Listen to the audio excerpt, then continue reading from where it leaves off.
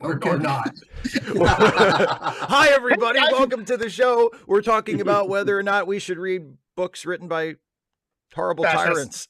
I mean, given that, you know, you only live for so long and there are a lot of other things to read. I mean, for me, it's more about what am I going to have to not read in order to make time? What am I going to have to not do in order to make time for this? And I just don't know that it has so much value in understanding somebody that we know did terrible things. Okay, we know that. I think especially something as late as that, I think it would be much more helpful and productive to read things either about him from other people who knew him when he was younger, and we can see the development of those ideas, because the point isn't who he was, it's how he became somebody who could do those awful things. So earlier works, I think, would be more useful. Well, first of all, Behind the Bastards is has a pretty good couple of rundowns. I also recently read a thing called Dictator Literature, which analyzed Hitler and Mussolini and a couple other people's writings as well. I think Salazar too. It kind of gave them a brief history of them and discussed like how they came to their position, but also specifically analyzed the books. And maybe this feels a bit like the people like, oh, I always go for the film reviews kind of a thing, but I often prefer to read analysis of those books rather than the books themselves, because they can often they can quote sections and they say, oh, well, here's where he's made all these weird mistakes or simplified the history or presented a one-sided argument, and they can sort of interject in that way.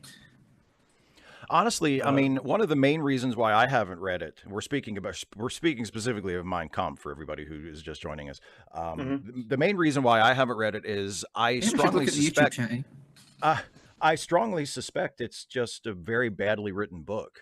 I mean, besides all of the repugnant views and, you know, the sort of dark page of history that it represents, it's never struck me as particular. Like, nothing about Hitler screams, oh, he's probably a great writer to me. You know? Has anyone ever read Reflections on the French Revolution by the Bolton? Was it Bolton? No. Or the guy who's considered the father of modern conservatism. Reflections, like it's a correspondence with him. Michael Bolton is the father of modern conservatism. That seems say it ain't so. 300 years old. So Edmund Burke. Burke. Oh God. Yeah, Edmund Burke. Burke. Yeah, Burke. Yeah. Like that. It's really difficult to get through. He is so fucking pompous. Yeah, I didn't read that book. I think but I listened to the audiobook of Rights of Man by Thomas Paine, which was the 1700s version of a response video, a lengthy one too. Well, a lot of Paine's work is like that, because because my favorite Paine book, The Age of Reason, is a response to the Bible. And Paine has the virtue of knowing how to write. Oh, Paine is a brilliant writer. But one of the reasons why Paine is my favorite founding father is, frankly, that he was the best writer. I mean, he's a beautiful writer. He's also he's also an actual revolutionary, as he went to the French Revolution after the American Revolution too. And he was an abolitionist. He was one of the first prominent American abolitionists. I love Thomas Paine. Anyway, Isaiah, you've had your hand up. Isaiah, you've had your hand up for a little bit. I just want to just come and say, hey, I mean, I got this job at McDonald's now, so I guess I won't be able to do many Sundays. So I just want to just come in and just say, how's everyone going? And you know, this job is stressful, but you know, like Steve said one time, it's a tough world. So you know, but yeah, I just want to just say, you know, how's it going? And well, I'm glad you could make it. I'm glad you could drop in and say hi. It's good to see you. Yeah. And then Oppenheimer was magnetic. It's such a good movie. Oh, good. I heard it bombs. I mean, an anarchist would say that. As glad as I am that the movie is doing well, it would have. I mean, that would have been just perfect if it had. Like, oh, Oppenheimer bombs. I'm like, come on. There are pissed off like headline writers at websites that are like, God, I had it ready to go, and then it, you know. And yet it's interesting, as I understand it. they do not show either Hiroshima or Nagasaki. So yeah, which is an interesting and I think very apt take on all of that. I mean, because the focus is on Oppenheimer, the focus I suspect is on him, his interactions, and that entire process that was going on at Los Alamos. Yeah, and well, I guess before and after. I haven't seen it, but based on like reviews I've read and what other people who have seen it have said, it seems like his sort of dissociation with the results of the bomb is part of what the movie is about. You know, like how his you know, sort of refusal to like, okay, I'm the guy who invented it, I'm the guy who created it, but then he kind of tries to create some distance between himself and the, you know, what the bomb actually does. Well, as it comes to that, I mean, this is the man who immediately after the detonation said, "I am become death, the destroyer of worlds." Yeah. I mean, here's the man saying, "Damn, I'm responsible for that." I mean, I'm certainly there are other people associated with it, but he was the point man. He was the guy who brought everything together. I saw an article that you know talked about. I mean, this guy wasn't necessarily a physics genius, but he had the talent of pulling people together and causing them to synergize, causing them to be able to you know create better, if you will. And so in a lot of ways, he was the perfect man for that project. And the recognition of that, the understanding of what happened with him, you know, and the fact that the world changed. And in fact, they're talking, there's now talk about the Anthropocene age coming directly out of the Trinity explosion. Yeah, I mean, that's a lot of weight to carry on your shoulders. Yeah. Okay, Russell, your hand's up, and then Julian, your hand's up too. So I'll get to you next. Russell, go for it. Oh, how do you do that? Just real quick, can you guys hear me? I got an error message. Yes, we can. Yeah, you're coming through. We don't see you, but we do hear you. Yeah, we can hear you. We can see you now. Well, there he is. Oh, hey, look at that. Hey, video. How's it going? Good. Hey, Glad you could be here. real quick, but I wanted to get back to Voyager if I could. Oh boy, sure. Can't we talk about Mein Kampf some more instead? No, I'm kidding. I'm kidding. Sure, go for it. I'm kidding. Go ahead. Go say something about. Talk about Voyager. Go ahead. I'm watching the episode Flashback, and I hate to be that nerd, but I compared it with Star Trek 6, and boy, is there a lot of inconsistencies. Do you agree? Or... I mean, you're talking. See, the thing is, you're talking to the wrong guy about that because I don't give a shit. Steve isn't much for canon. Like I realized that was made like 5 or consistency. It was made. Well, it was made like 5 or 6 years later, and they had to rebuild all the sets. And you know, they kind of said, "Oh, and by the way, let's fuck it." Tuvok was there. You know, like they. I mean, I don't expect it to be completely consistent. You know. Yeah. Shall we say also that the Enterprise of Strange New Worlds makes TOS look like a Tinker toy by comparison? But I mean, but they're separated by half a century, for crying out loud. I keep telling because you know, when Jason and I review the episodes, I mean, he for the most part he really likes the show too, and neither one of us care about the aesthetic differences between Strange New Worlds and original series. You know, like even though they're supposed to be it's supposed to be literally the same ship, but there's no way they're the same ship. They look completely different. But like, it's a TV show, and who cares? But every you should really just relax. You should just relax. Exactly. I'm a Star Trek fan. I'm a Star Trek fan more than I am a Doctor Who fan, but I do think that Doctor Who has the better approach in terms of fucks to give about trying to be consistent over 50 plus years of it's beautiful how they wrote it directly into the premise. And Doctor Who fans seem less. I mean, Doctor Who fans seem uptight about certain things, like all fans of stuff are. But Doctor Who fans seem less uptight about the aesthetic differences between various incarnations of the show. But the thing is, with Doctor Who, with Doctor Who, you get a chance to reinvent yourself every time the Doc regenerates, because not only does he regenerate, so does the TARDIS. It's which kind I of think built is into bad. the premise, I mean, because which gives the set designers a chance to go completely nuts every time that happens. True, but like every time, every once in a while, Jason will make some remark about like how huge Captain Pike's quarters are. And every time he says that, my comeback is always, I hope next time they're even bigger.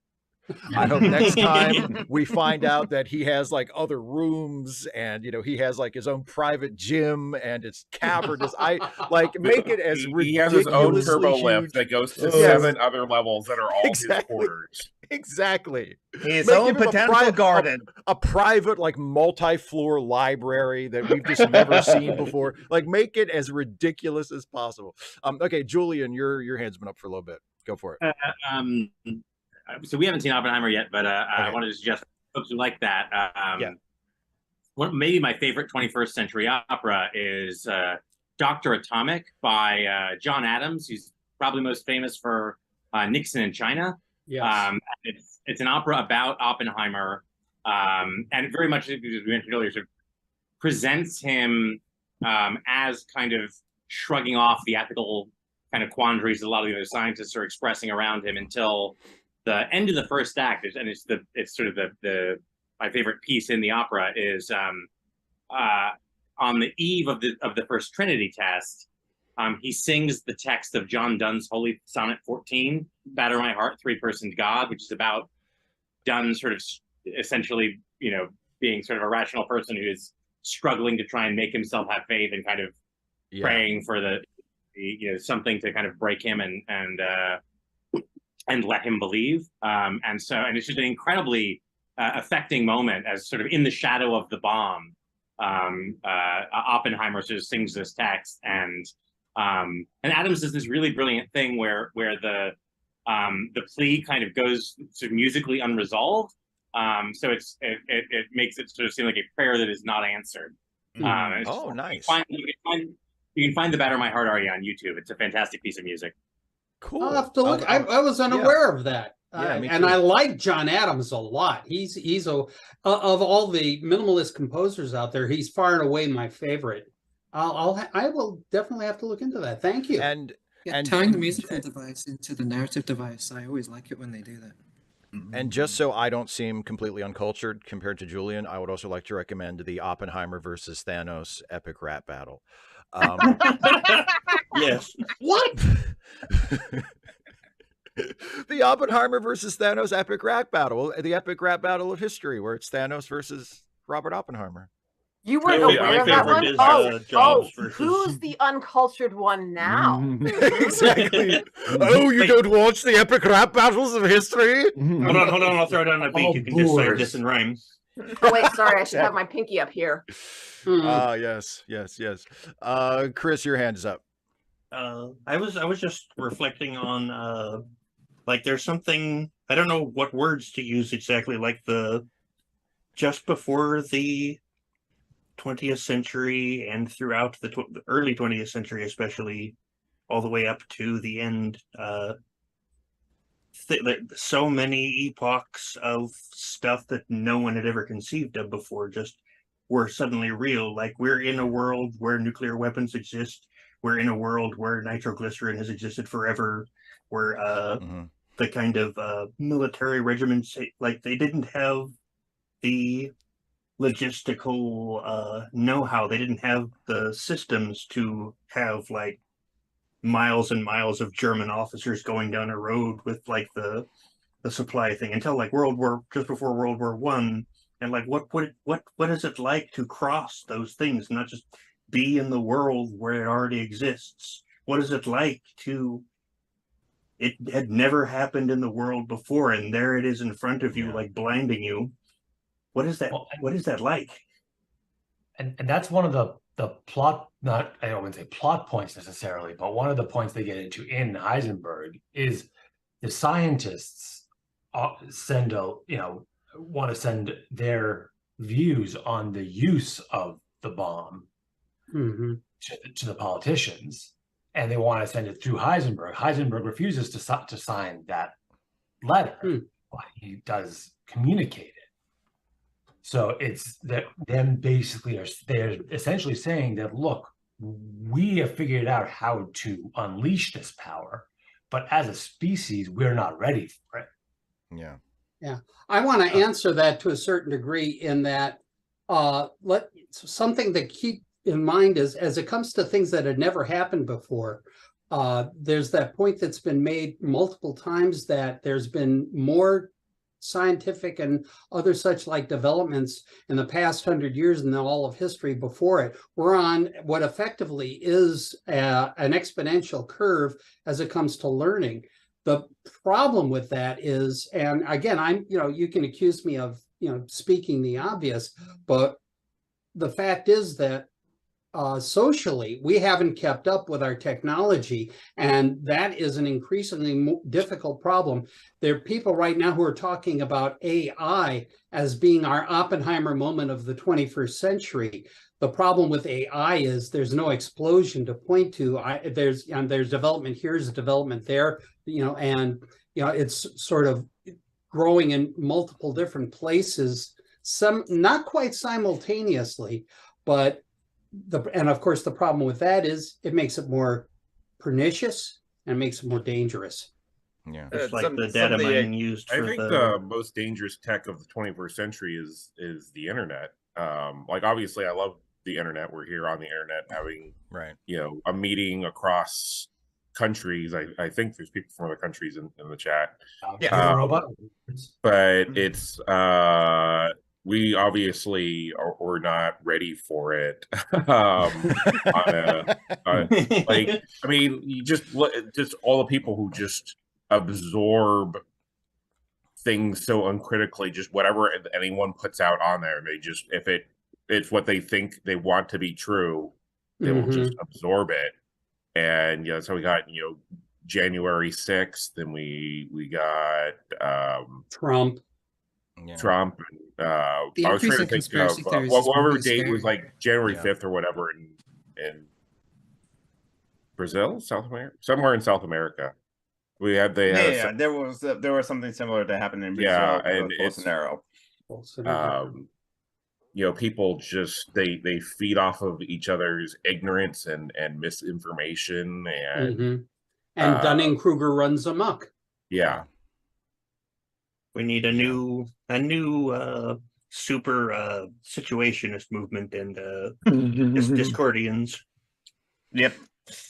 But anyways, the reason I had my hand up, I want to talk about something lighter instead of the new goal of the civilization because of the internet. You read the Turner Diaries. Who's been watching My Adventures with Superman? I've very good. I've been watching it. I've seen every episode so far. I think it's terrific. I started at rating it like a 7 out of 10. I was like, oh, this is pretty good, and now it's like a 9 out of 10 for me. It's solid. I find myself thinking about all week, like, oh, I can't wait for the next episode. So. And Lauren, it's My Adventures with Superman. It's a new Superman animated series that is far out. It airs on Adult Swim, and then it goes up on Max the next day. Oh, cool. And, I want to make a quickie little point on that. Okay. I just recently learned, thinking about animated, B5 is coming up with an animated movie event, something or other, with many of the original voices, and obviously some new voices, since a great number of the cast, sad to say, has passed. And I'm looking like hell forward to that, because you're talking to a B5 fan of the First Water. You're here. Yeah. And it seems like it's like you're right. I guess animation is maybe the best way to bring the original form of the show back at this point, because unfortunately, like, so many of the original actors are no longer with us, so they can bring the character back. And the thing is, I can't imagine recasting Jakar. If stipulated that Londo Mollari, Peter Jurassic is still with us, but if he wasn't, how do you recast him? Those two, for being side characters who were very little more than comic relief in the first season, they evolved into becoming, in a lot of ways, the core of this series. And just the performances you got out of both, Jurassic and Andreas Katsoulis. And Katsoulis, yeah. Those guys just lit it up. Their character arcs are wonderful. To go back to My Adventures with Superman, though. Please. What the thing that I really like about it is how it leans so hard toward comedy. Because it's a very funny show. And the comedy comes from the characters and their interactions with each other and their sort of, reactions to things. It's a very clever show. They have so much chemistry. Yeah, they have great chemistry. I love this version of Clark and Lois and Jimmy. I like that they're all pretty much the same age and pretty much at the same level. Like Lois has been at the Daily Planet a little bit longer than the other two have, but they're basically at the same level. Like they're interns trying to break through and become reporters. And I think that's a dynamic between those characters we haven't seen as much, because in most other adaptations, it's, well, Lois is the veteran reporter and Clark is the newcomer and Jimmy is like the cub reporter or the photographer, and he's the youngest of the three. And this is a more interesting way to do it, where they're all more or less on the same level. And it's just, I love Superman, and I can wax poetic about how wonderful and beautiful and powerful and meaningful the character is all day long. But it's nice to have a Superman show that's just really funny, and is able to poke fun at him and use him as a comedic figure, but also present him in a way that he's still Superman. He's still heroic. He's still admirable. He's still the guy who's trying to help. Like, it doesn't turn him into a fool. We're not supposed to laugh at Superman because, Superman is ridiculous, but it's telling the stories in a comical way, And the show's not like a comedy, but it just has comic elements to it. You still invest in the characters. You're still, you're still meant to, be carried forward by the story, and but there's just a lot of laughs in it, and it has a very lighthearted. What platform is this on? The thing is, neither is Strange New Worlds is not a comedic series by any stretch of the imagination, and yet they were willing to do that, fairy story in the first season, which was wonderful. You've got Anson Mount playing the fop, for crying out loud, which was hilarious. It's so great. And then they turn around and they do, this latest episode, the war episode, which I thought was just monstrous good. Which is it was a jaw drop, exactly, and that they were willing to go there and look that square in the eye and do that with Mbenga particularly. That was astonishing. Yeah, the episode with Noonien Singh going back in time and falling in love with alternate Kirk, it made me cry. Yeah, made me cry. The thing when we reviewed the episode yesterday, it was one of the, because Jason didn't like the episode and I liked the episode very much, and one of the biggest disagreements we had about it, and it wasn't just about that specific episode, but about sort of the series as a whole, which again, Jason and I are both, generally speaking, big fans of, but Jason was like, last week it was a wacky episode. This week is like a super serious episode. Next week is a musical episode. So that's going to be wacky. Like, what about series tone? It's all over the place. And that's one of the things I actually really love about Strange New Worlds. Yeah. Is that they are life is all over the place. On like series tone. I did kind of agree more with Jason about the most recent episode. I did kind of feel like it was, the moral of the story seemed to be a little bit broken. Like, what are we, like, as he compared it to and I'm blanking on the name of the DS9 episode. Oh, in the Pale Moonlight. Oh, thank you. He was comparing it to In the Pale Moonlight, which, in the Pale Moonlight, those unethical decisions were made for a greater good.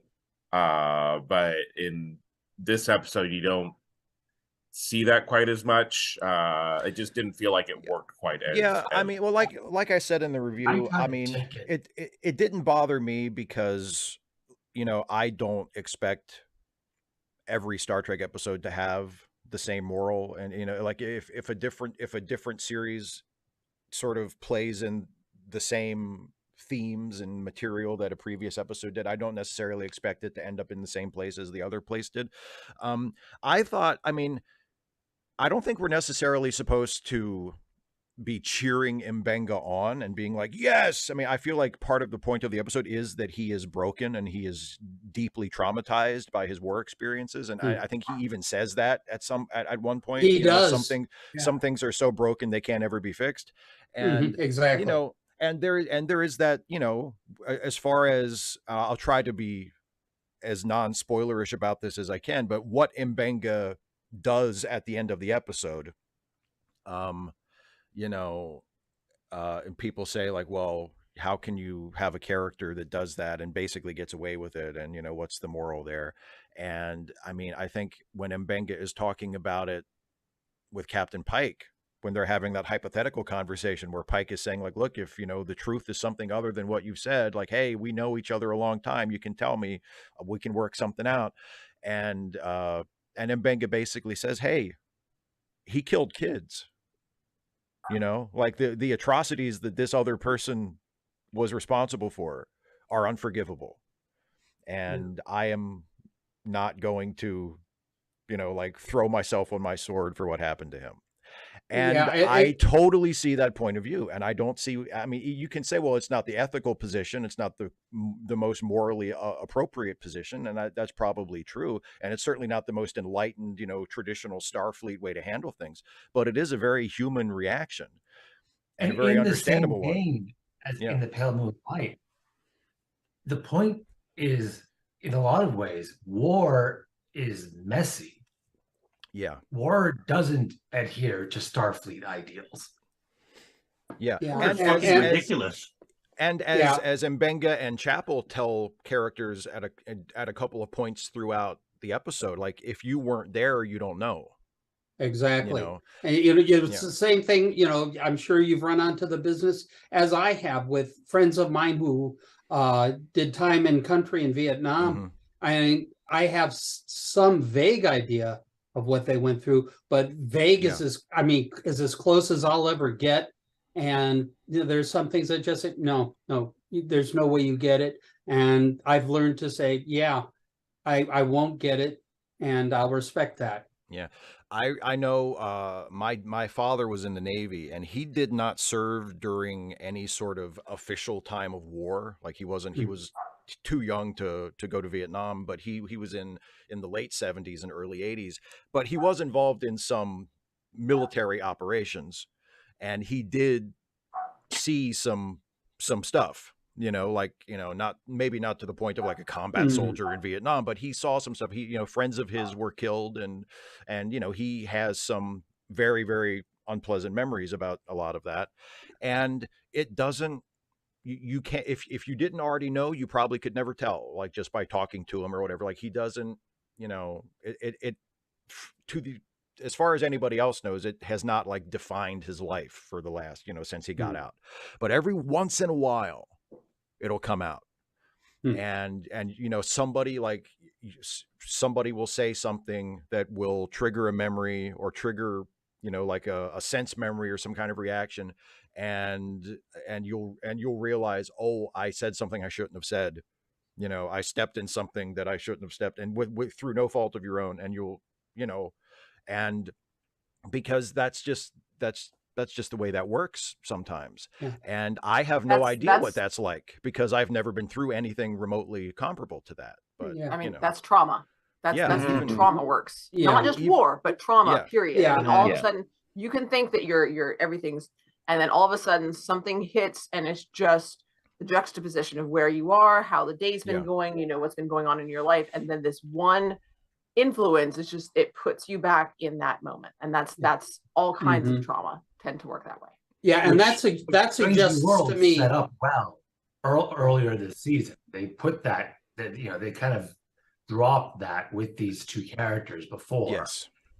That there was this, and then, you know, it's not even, I mean, Dana, to your point, what happens in this episode is not subtle. It's like the very personification of their trauma. Yeah, it's like, oh no, I can see why he's still kind of fucked up over this. I still remember the first time I saw someone have like a major kind of PTSD trauma response. I was pretty young, and my and it is like, this is the only time I ever saw my grandpa have something like this.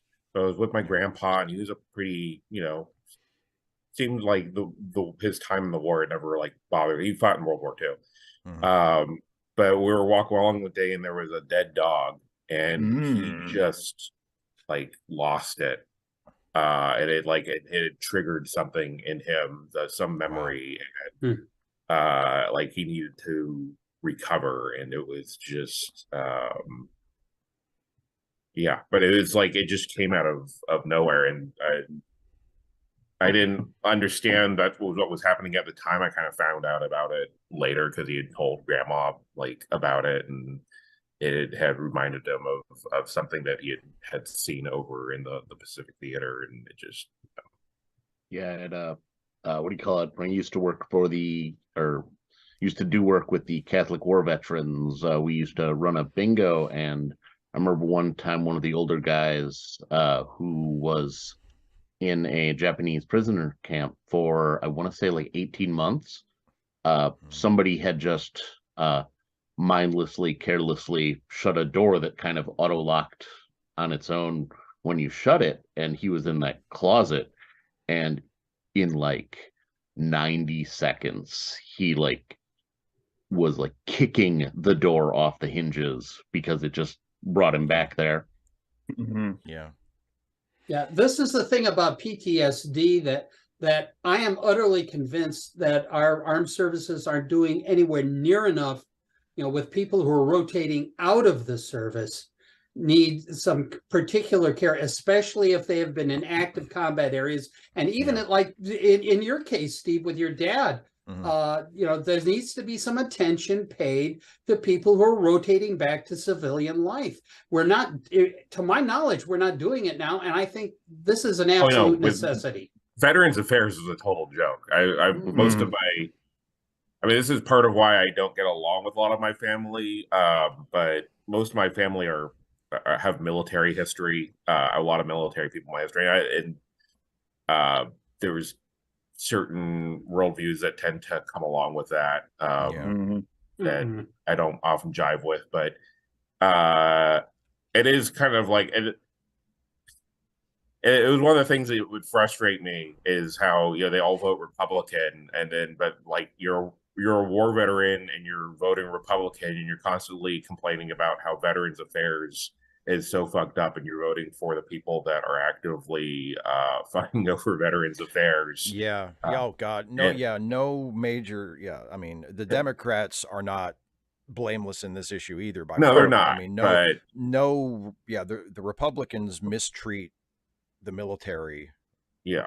They do worse than mistreat it. They use them. Especially they use them as backdrop, as puppets, as pawns. That pisses the hell out of me. Yeah, especially after like we were, after they come home, and they have issues that should be dealt with, or they should at least be able to access reliable resources if they feel they need them. And in theory, that's what the VA is. But like Michael said, it's a mess. It's never been what it needs to be. And what do you think Mitch McConnell would look like if we turned him into a paratrooper? It helps after like 10 years of being discharged. It helps that you get your enlisted force from the general working class population, and from the more well-to-do. So West Point and all. For real. Caitlin, your hands up. It also gets used to turn the different people against each other who've been in the military. Yes. Like in the UK, I've seen, ranting late at night in a McDonald's, a guy talking about how much better the US allegedly treats its veterans in the UK, and he's saying they give them free housing and way better healthcare than the NHS and all this stuff. And I'm trying, I actually did try and tell him like, no, they don't. I've got pals and partners who are military fighting for what they could. But then, when I was visiting one of those partners in America, I saw the same thing in reverse. In some restaurant, I overheard a conversation with a guy saying how much better the UK treated its veterans in America. And as far as I could tell, it was pretty equal. But instead of thinking, AKA crap, why aren't we getting better, they're saying, oh, they've got so much better than us, and it's this politics of envy thing, you know? Yeah. Yes, in all cases, I think LBJ said, like, if you can convince the poorest, like, white man that he's better off than the poorest black man, he won't notice when you're picking his pocket. Yeah, exactly. Julian, go for it. Yeah, I just recently went to a book dinner with Jen Palka, who is the deputy CTO. She founded Code for America, and she said, I'm reading the book she wrote called Recoding America, and it's about, basically, it's a surprisingly interesting book about IT and government. And she has actually a bunch of interesting stories about the VA. So in general, the book is sort of about why government tech doesn't work very well and why the incentives are sort of bad. And one of the stories she has is about the VA, and she talks about some of her colleagues going and trying to sort of videotaping veterans trying to use the site to apply for benefits and not having it work and calling, and they're being told it's not. One of the things that happened is they had specifications for the site design that said basically, so this has to run on a now 7-year-old version of Internet Explorer and a 5-year-old version of Adobe PDF. And so I with that exact combination of software, and it would work just fine. And then no one in the real world was doing that anymore. So they would call up and say, this isn't working. What's wrong? And they would just say, well, no, our in-house test, because they're all running that ancient software, shows it works just fine. And so they would just kind of keep saying, no, our internal tests say the specs that we have say it works like it's supposed to work. And they finally checked a video of a veteran trying to get benefits and kind of having like not quite a breakdown, but being kind of angry and sad and frustrated that he was able to access the care he needed. And they finally kind of brought a video to the Secretary of the VA, who kind of finally, said, okay, this is embarrassing. You need to go in and tell the tech people that I don't care what the specs say. They have to fix it. Can we rejoin everybody else in the 21st century, please? Yeah. I mean, it is stunning when you still hear those stories like that, and like how sort of isolated or in a bubble people who are supposedly in charge of things are, like something as simple as you're running outdated software, like it works for you because everybody else is using a more recent version. The website doesn't work for that. Like, it's such a simple thing, but it's like, that doesn't seem to occur. The point Palka makes is, the sort of the implementation level and the policy level is made by senior people who spend a long time doing, putting an interagency committee together and putting together specifications. And then you've got the implementation people who are told, these are the specs, this is the policy, this is what the policymakers have determined. Your job is not, in a sense, to figure out how to design a site that works for the end user. Your job is to satisfy the specifications that the policy people have set out. Yeah. And if by the time it comes time to do implementation, or once the rubber hits the road and you actually have user testing, that's not actually achieving the end goal. Well, that's above your pay grade. It's not your job, tech guy, to decide what the specs are supposed to be. Your job is to execute what you've been told to do. Yeah. And so they say, one of the question quotes says, look, if they tell me to build a concrete boat, my job is to build a concrete boat. I don't do policy.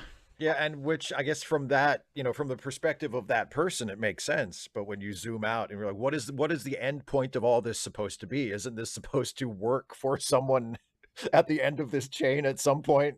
Exactly. Like, if your job is to serve the customer. And if that means one of the implications of that is you need to track where the customer is at. You need to meet the customer where they are, not where you are. And that means, if that means they're running, Opera version, whatever have you, or Netscape or Firefox or Chrome or whatever have you. Yeah, that means you need to keep up with them. It's not their responsibility to keep up with you. Right. Exactly. Caitlin, your hand's been up. Yeah, that just reminded me that there's been some similar controversies in the UK where it's been an ongoing project of the entire time the Tories have been in power, but they're removing a lot of the disabled and out of work benefits into one single payment that was meant to be computerized and whiz bang and save a bunch of money. And it ended up, there were all sorts of problems with people didn't have to use a website before. And with this part of the presentation, they told people to use a website for universal credit. So people who were told to be getting so many job interviews per week, they had to upload this into their work diary. And, they either couldn't, the website didn't work on their computer, or they didn't have a computer at all, and there was no backup. And they'd been to the interviews, there was no way to prove that they'd been to the interviews. So then they get all their money cut off and actually sent into debt, because the universal credit has a weird debt component that none of the other benefits had. But, I can't help but think it's somewhat cynically like that's kind of the point, where they wanted to make it as obtuse and narrow as possible, like where you can technically make it work, but you've got to go through all these hoops. And, in the design phase, they clearly could have noticed, like, hey, we got a bunch of near pension age people who might not have a computer at home, and the library computer isn't always up to date. Consider this situation when we're building it, and the people in charge said, no.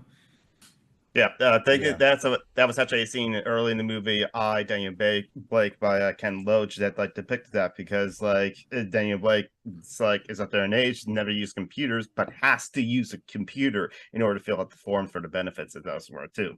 I feel like sometimes they design these systems on purpose to make it so fewer people can get benefits. Like right now, I want to. Because I work in the school system and I don't get paid when I work summer school, and summer school's over and I don't get paid for that time in between summer school ending and the regular school beginning. So I wanted to file for unemployment.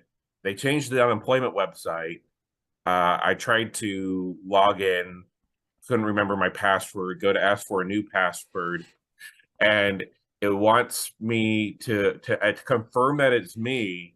They want me to put in what the last unemployment payout amount was that I got, which was received a year ago. And the way that I would look that up is on the website that I'm asking to get a password to access. Oh, geez. Nice job at tail chasing. Website designed by Joseph Heller. Messed up. Exactly. But anyways, the reson I had my hand up, I'm multitasking over here. I'm reading some YouTube comments on.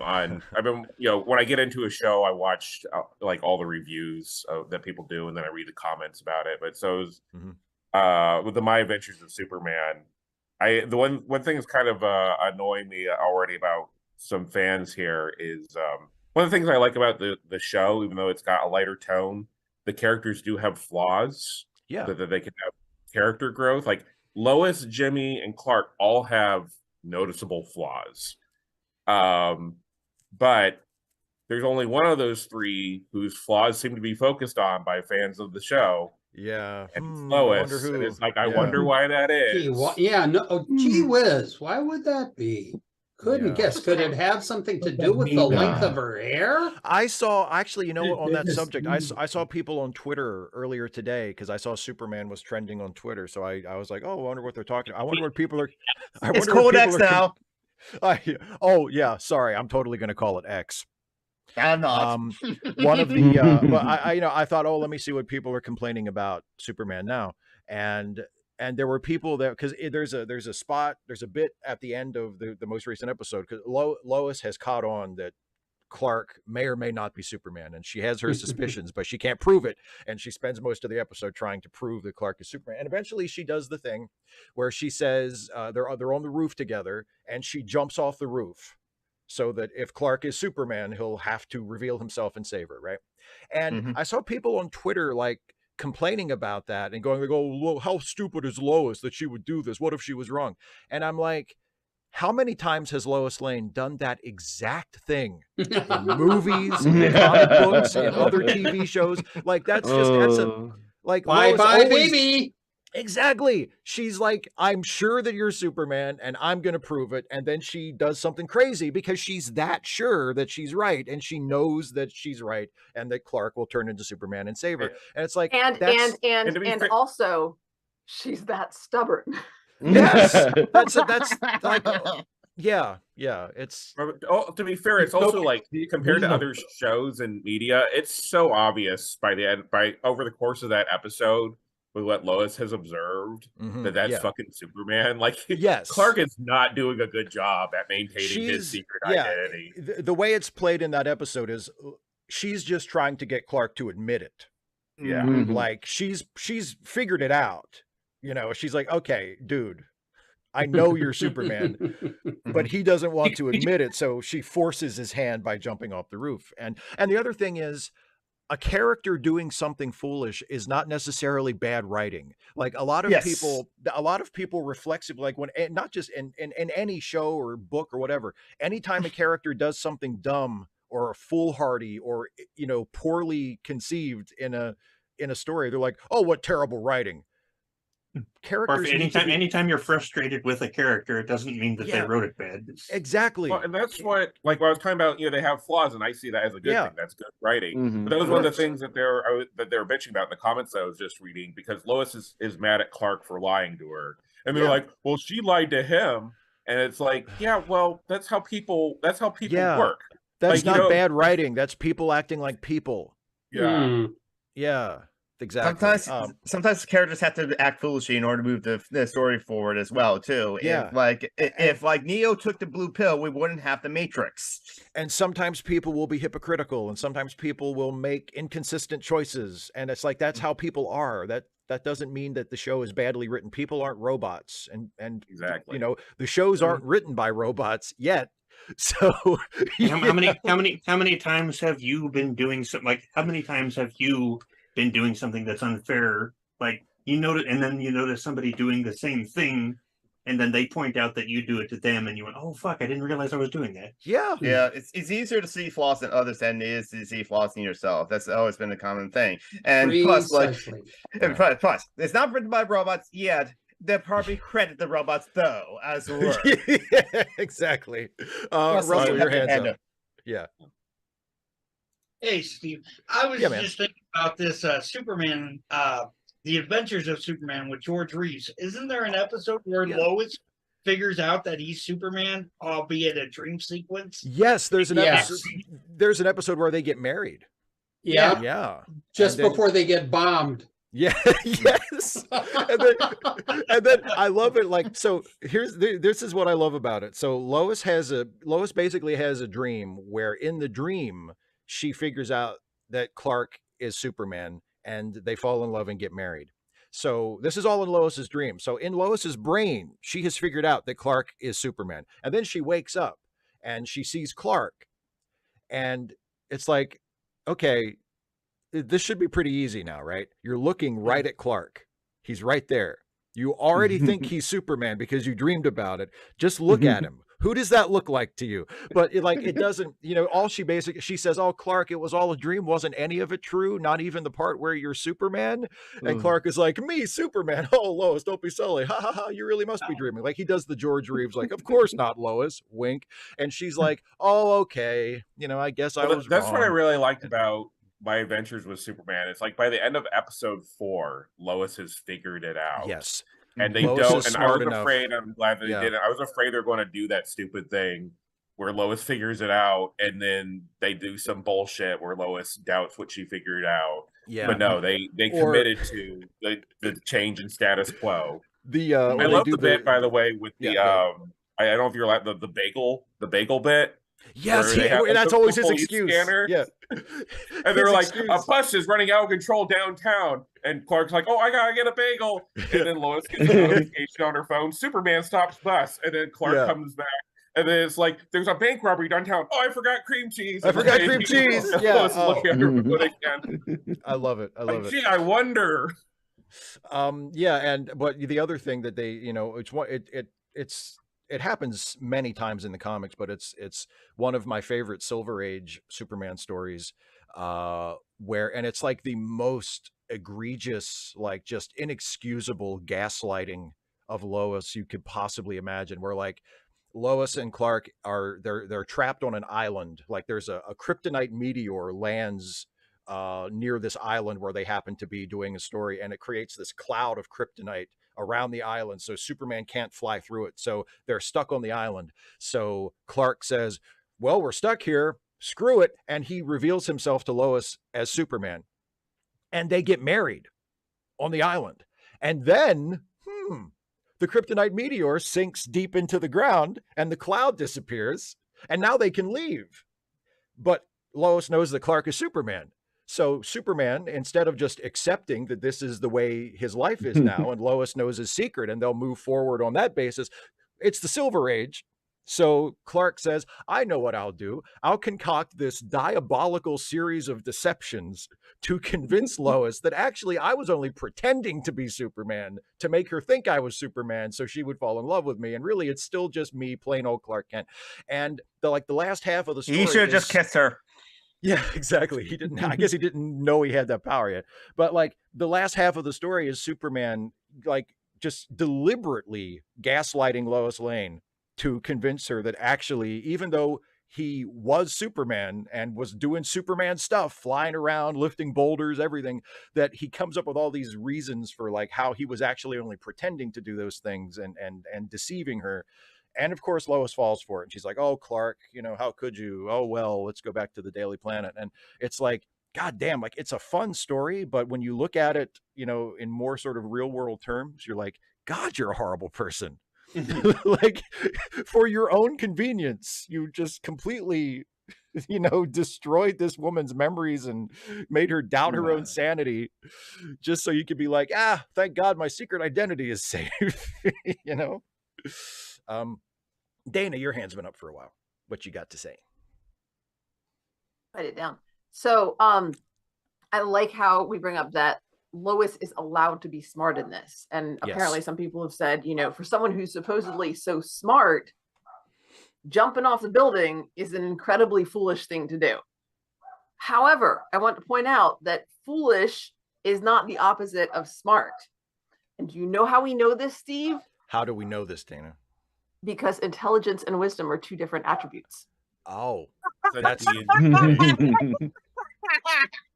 you just D&D him?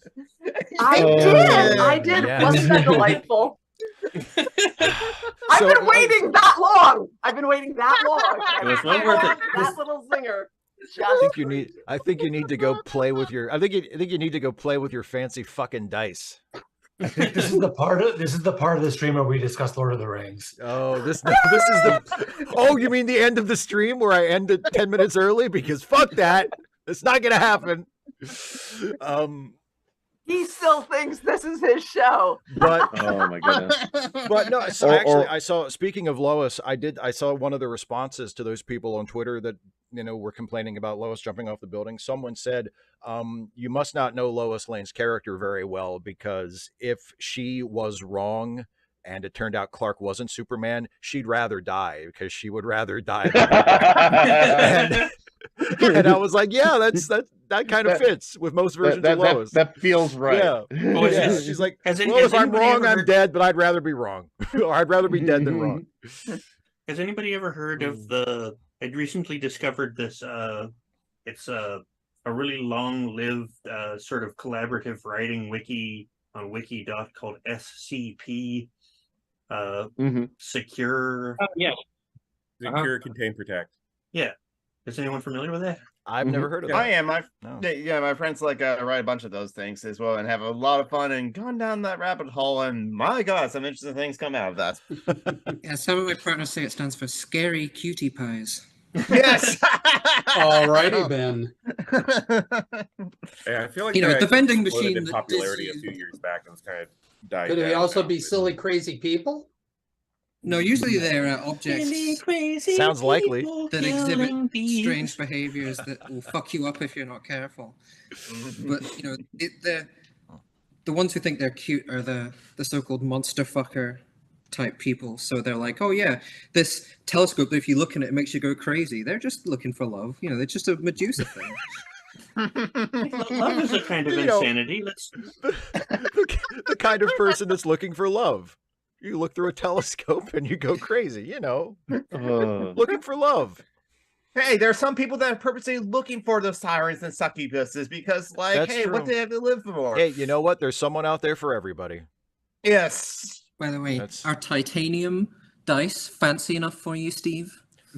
Well, I mean, anything other than like the dice that come with, you know, the Monopoly board are too fancy for me. So, I mean, like titanium, or is it hexavalent chromium? Wash your hands, wash your hands.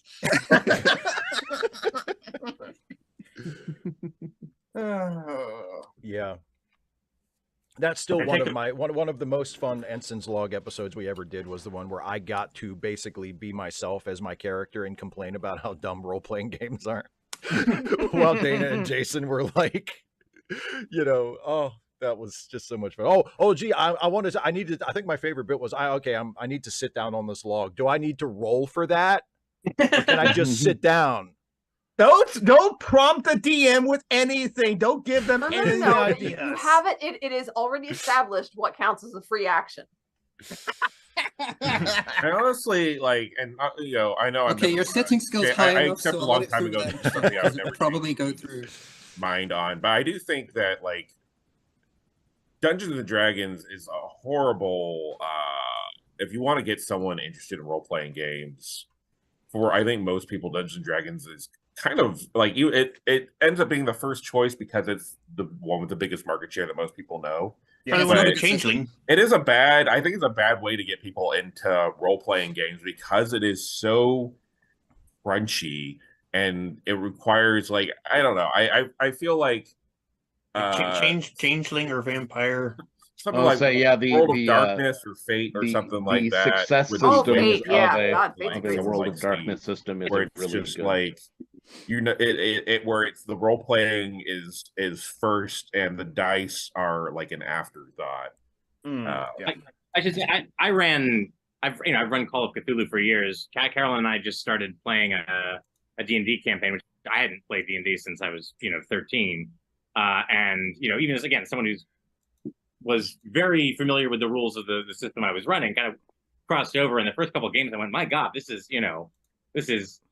just fiendishly complicated. The combat is much more involved. And I'm like, wow, this, if I didn't already at least have a experience with other thing, I would find this incredibly daunting. I mean, I still found it somewhat daunting. I'm like, oh God, I got to, read all these spells and figure out the range and the, difference between an action and a bonus action. And we got rid of Thaco. We got rid of Thaco, though. And it kind of depends on what direction you're going from. I find that for introducing people to role playing, you have to determine where they're coming from. If you're getting somebody who's in it from board games and like video games, D&D is pretty decent because it a lot of those systems are emulated from there. Yeah. If you're getting improv and theater and writing nerds into it, you're better off with a story-rich system like World of Darkness. Or a DM who's talented enough to turn D&D into a story-based system where they hide all the complexity from you, and you just say, "Did it work?" And they go, "Yep." Yeah, there's that one. I forget what the name of the show is, but it's like one of those online shows, and he gets his actor buddies to play D&D. He doesn't even let them roll the dice. He does like all the dice rolling for them because he's like, I'm not going to. You guys just role play. I'm not going to make you. That's better, honestly. I was on Steve from this by saying, look how many typewriters I've taken apart. Oh my God, dude. Oh my God. How many selectrics are in there? But why?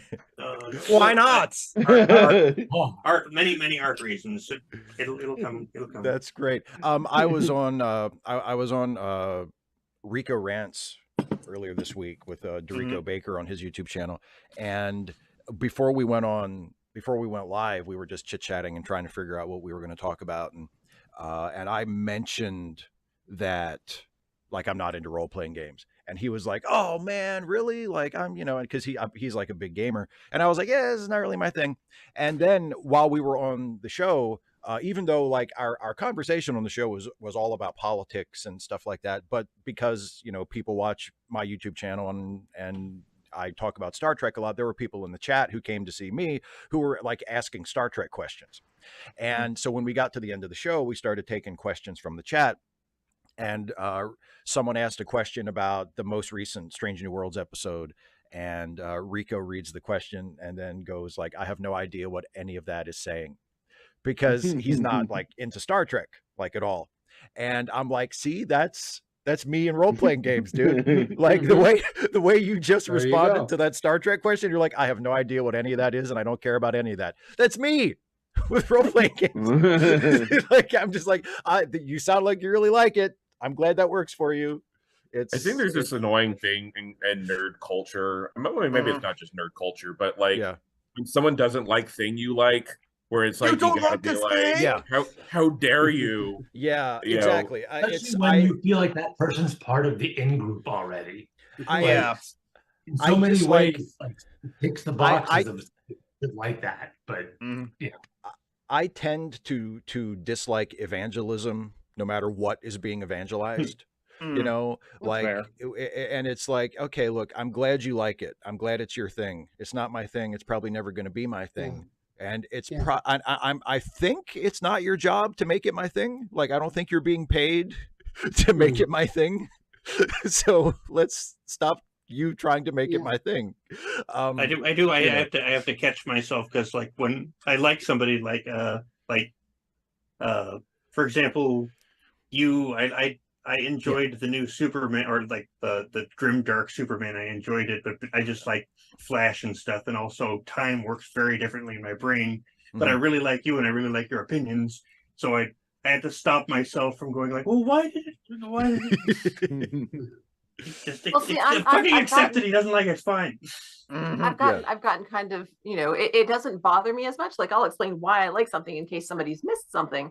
But the thing is, I guess I've gotten used to other people just being wrong, and I've made my... I knew you were going to say that. I love your grin, Dana, when you're teasing him. It's fantastic. It's okay. People have a right to be wrong. That's fine. It's free, and it's free country. It's fine. It's a free country. It's a free country. You can be wrong. Lauren, your head's up.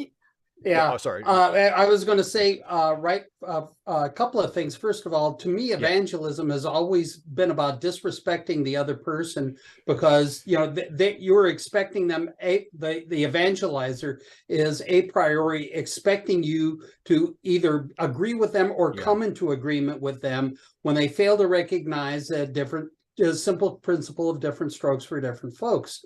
Yeah. And on a completely separate matter, I've got to bow out of here fairly soon, because I and the rest of my gang from the Cleveland Freethinkers is about to head out to Cinemark in Valley View, and we are taking in Oppenheimer. Oh, cool. Well, not Barbie. I thought you were going to say Barbie. I am really looking forward to it. And I mean, and just sort of as a side thing, who here has seen Fat Man and Little Boy? I have. I have. I mean, I thought that was reasonable, and it's going to be an interesting exercise to take a look at that. I mean, that was a decent movie, and especially with Newman in there, wasn't it Newman who played Groves? And I mean, he really brought the energy in that. I'm not so sure about Dwight Schultz and what he was doing as Oppenheimer, but it's going to make for some interesting comparisons. Listen, gang, take good care. I will see you in a month. All right, my friend. Enjoy the movie. Bye. Thank you. I'm only here because Kemp gave me a freebie, so I probably won't be here next month, unfortunately. Well, I'm glad you could make it this month. If this is your only month, I'm glad you could make it. It took me far too long to realize he meant Robert Newman and not Michael Knight, is it? Or Wayne Knight. Wayne Knight, yeah. Oh, Newman. Michael Knight is a different. That's a Michael different guy. Knight. You mean David Hasselhoff? Seinfeld, so Oh yeah, Michael Knight is David. Yeah, that's right. Michael Knight. If somebody wants to make an Oppenheimer movie starring David Hasselhoff, I'm all for that as well. So it has to be a musical. It has to be. It has to be. There's already an opera of David Oppenheimer. It has to be a musical. David Oppenheimer. It has to be a musical, and they can't do any sort of makeup to make Hasselhoff resemble the real Oppenheimer at all. He has to just look just like David Hasselhoff. Mm-hmm. And everyone has to look wrong as well. And everyone else has to look wrong. Yes. Who would just use your imagination? Gosh darn it! Yeah. Well, it's like David Hasselheimer. when when Hugh Jackman played P.T. Barnum, it's like no way in hell. It's not even close. But who cares? That's not what the movie is. You know, we're all suckers. Yes, we are all suckers.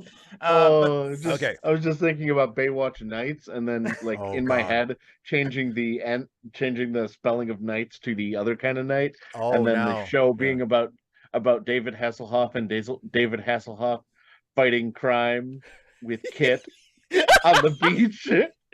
Well, I know who Fabio. The ultimate mashup. Yeah. I know who Fabio would play the guy who invented the hydrogen bomb, and like, you know, the guy invented the hydrogen bomb and he said, we could do it so much bigger, we can make it as big as you want. And Oppenheimer was like, let's just make a world-ending device first, and then we'll worry about that later.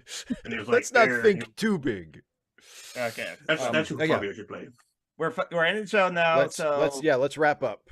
As all the plugs for like all the various like different content that like people do is in the live chat right now, but like charity links that page, please like give to like the people in need in like a thing as well. It's because like I'm maxing out my credit cards, and so I need other people to like help those in need as well too. But Steve, what do you have coming up on this, like on your channel later this week? What can we look forward to? Well, tomorrow I have a video going up that is another one of my little skits. I made another little skit, and this is about it plays off of the revised teaching standards in Florida, where now high school history teachers are supposed to find like ways in which slavery was beneficial to enslaved people to teach the students about, because, you know, it wasn't all bad. Because both sides, right? Exactly. So I did a little skit about that, about a person who has just moved to Florida from out of state, interviewing for a job at a high school, and and during the intake interview is just sort of casually asked, and what were some benefits of slavery? And he struggles with this a bit. So so that's going up tomorrow. And then Wednesday is another Star Trek video where I'm doing a ranking of the 3 different endings of Star Trek: The Next Generation, because they ended that show 3 times, in case you forgot. They ended it on TV, and then they did Nemesis, which was the movie ending, and then they dragged it out and said, let's do another ending with season 3 of Picard. So I'm going to rank all of those in the video on Wednesday. And also on Wednesday, Dana and I are doing our Trek Reluctantly live stream, and we are watching an episode of Deep Space Nine that is very relevant given the current work stoppage in the entertainment industry. We're watching Bar Association, which is one of the most unapologetically pro-labor episodes of television ever made, in any TV series. That's when Rom I know. Yeah, that's when Rom quotes Karl Marx. He quotes Karl Marx. Yeah, that's Rom quotes Karl Marx in the episode. And I know it's not. Yeah, I know it's not what do you call it, Star Trek, but you guys should probably do the DS9 Blue Flu episode too. While this is still going on, I forget what that was called though. The Babylon 5 Blue Flu episode. The Babylon 5 episode. That's a really I thought good DS9 was Star Trek. I did the wrong. Too, my brain is. Yeah, it's the best episode of DS9, except for that other one and that other one, and that other third one. I do want to note that I will be a little bit late on Wednesday. Steve's going to start without me because I have open house. It ends at 6, and I am now right there, like 3 blocks. The school is located right outside the frame there in your room. Yeah. Just open the door, and there's my class. Slightly framed out. Classroom stage right. Exactly. Pursued by a bear. Yes, exactly. I'm looking forward to Bar Association on Wednesday. Yeah, me too, and I'm looking forward. I'm looking forward to Dana's reaction to it. Hopefully you will like it, Dana. And it will at least give us. It will at least. Well, you know how I feel about it. I don't care if you like it or not. You're gonna watch it either way. But yeah, so that's Wednesday, and then Friday next week is another Ask Away stream. So for patrons and members, the call for questions for that goes up tomorrow, and then you have the rest of the week to put questions in. But yeah, that's what's going on the channel next week. And so, one quick thing. So it's just alchemy. In like an hour, we have Contact Rex on. We're going to talk about this. It's Disability Pride Month, and we're going to talk about the history of that and history of disabled advocacy. So a quick plug there for my own shit as well. But Steve, I mean, I'm sure That's people definitely want you relevant for me. Yes, exactly. Thank you. But Steve, people want to come in and join this thing. How can they do that? The next one is going to be on August 27th. That's the word. Hey, it is August 20th, which I believe is also the date of the All Elite Wrestling London pay-per-view, which I may or may not be paying money to see because they haven't announced any fucking matches for it yet. Anyway, wine. Here, buy our show for $50. Oh, what's going to be on it? We don't know. Anyway. We know. You just don't get to know. Well, maybe they know. I don't know. But yeah, if you enjoy this, if this looks like fun to you, or if you just want to support my YouTube work, regardless of whether you want to participate in this once a month or not, you can go to patreon.com/Steve Shives to become a patron, or click the join button to become a channel member. And for any amount of patronage or membership from $1 a month on up to however much you want to give me, one of the perks is that you get at least the opportunity to join me and the rest of us for these once a month. I do lock the Zoom call after there are 13 of us in here, so that it's not complete chaos. It's just mostly chaos. So it is first come, first serve, but everybody gets the same link at the same time, and you can jump on in. And we do this for an hour or so on the last Sunday of the month, and it's always a lot of fun. So yeah, patreon.com/Steve Shives, or click the join button. And we will be back to do this in a month, as Geek said, on August the 27th. The last Sunday of the month is our Hangout day. So thanks everybody for watching for the last hour. Thanks everybody who is in here with me for joining me. This was great fun as always. Thanks all of you for being supporters. For being patrons or members. I really appreciate it.